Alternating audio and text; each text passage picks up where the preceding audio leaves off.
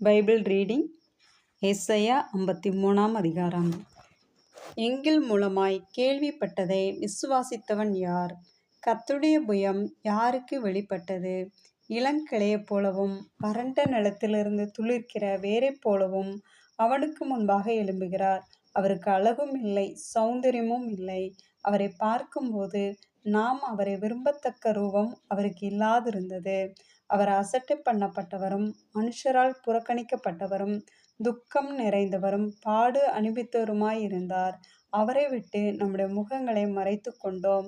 அவர் அசட்டை பண்ணப்பட்டிருந்தார், அவரை எண்ணாமற் போனோம். மெய்யாகவே அவர் நம்முடைய பாடுகளை ஏற்றுக்கொண்டு நம்முடைய துக்கங்களை சுமந்தார். நாமோ அவர் தேவனால் அடிபட்டு வாதிக்கப்பட்டு சிறுமைப்பட்டவர் என்று எண்ணினோம்.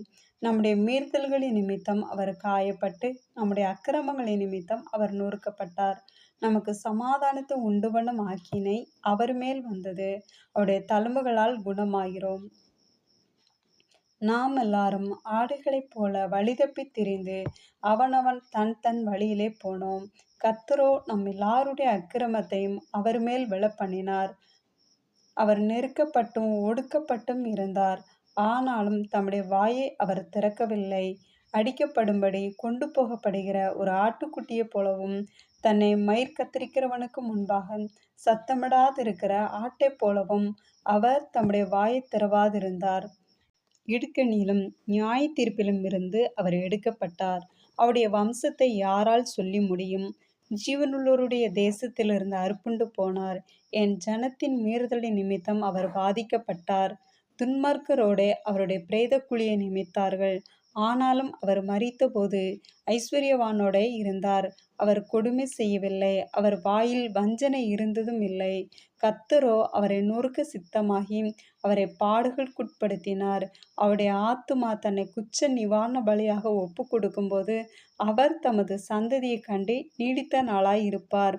கர்த்தருக்கு சித்தமானது அவர் கையினால் வாய்க்கும். அவர் தமது ஆத்தும வருத்தத்தின் பலனைக் கண்டு திருப்தியாவார்.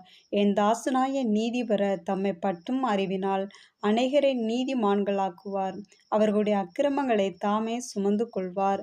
அவர் தம்முடைய ஆத்துமாவை மரணத்தில் ஊற்றி அக்கிரமக்காரரில் ஒருவராக எண்ணப்பட்டு அநேகருடைய பாவத்தை தாமே சுமந்து அக்கிரமக்காரருக்காக வேண்டிக் கொண்டது நிமித்தம் அநேகரை அவருக்கு பங்காக கொடுப்பேன்.